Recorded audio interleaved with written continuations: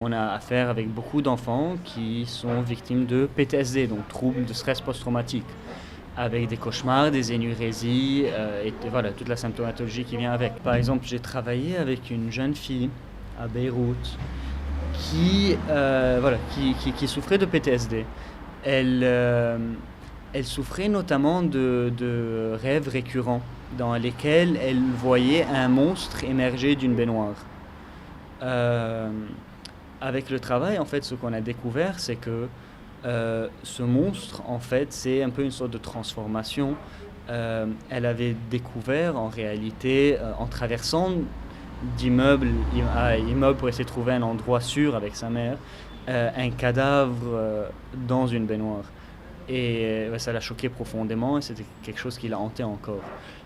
Une fois qu'on a réussi à mettre des mots là-dessus, à trouver le réel un peu dans ses fantasmes, c'était un grand pas en avant. Quand la population syrienne a commencé à se déplacer massivement au Liban, la population libanaise à la base était beaucoup plus acceptante. Il y avait beaucoup moins d'ambivalence. Avec le temps, cette ambivalence a continué d'augmenter. Vu les difficultés économiques que ça a créé sur la population, ils prenaient les emplois, ils travaillaient pour moins cher, puis les raisons politiques et religieuses et sectaires et ainsi de suite. Toute la question de sécurité, beaucoup de gens croient que c'est des havres de terrorisme. Donc la balance a commencé à shifter progressivement et ils ressentent ceci. La plus grande majorité des réfugiés à qui j'ai parlé ont été victimes d'harcèlement, d'agression, de racisme, d'insultes, de traitements injustes au travail, ainsi de suite. Donc c'est quelque chose qu'ils vivent vraiment. Mais le réel problème, c'est les jeunes. C'est un très grand pourcentage de la population syrienne, la prochaine génération, qui ne va pas être éduquée, qui va être élevée dans un contexte où elles se sont rejetées par l'environnement dans lequel ils sont élevés.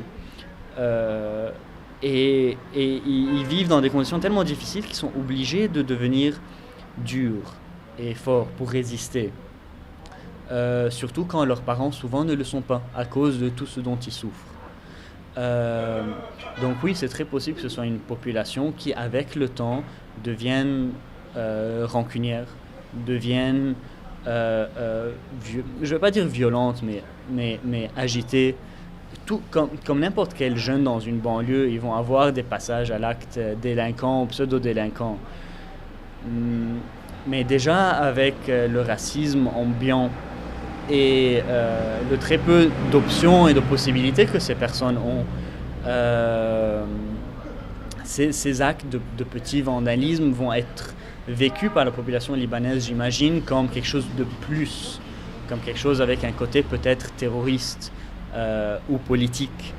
Ce qui va faire que le retour va être encore plus sévère, la situation va rentrer dans une sorte de cycle négatif qui entraîne du négatif, de violence qui entraîne de la violence.